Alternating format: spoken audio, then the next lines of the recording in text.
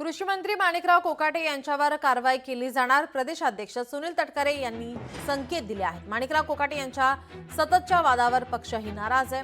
त्यांनी केलेलं वर्तन आणि वक्तव्य नेहमी चुकीची ठरतात असं मत प्रदेशाध्यक्ष सुनील तटकरे यांनी मराठा संघटनाच्या बैठकीमध्ये केलं आहे। कृषी मंत्री महोदयांच्याकडून काही वेळेला जी शेतकऱ्यांच्या बद्दलची वक्तव्य आली ती चुकीची होती।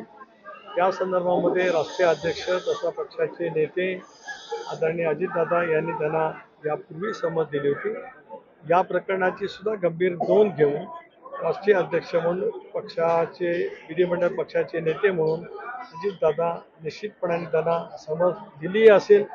हे जे वक्तव्य त्यांनी पूर्वी केलं होतं ते पीक विमाच्या बाबतीमध्ये कर्जमाफीच्या बाबतीमध्ये या संदर्भातच कडक समज पक्षाकडून देण्यात आलेली आहे।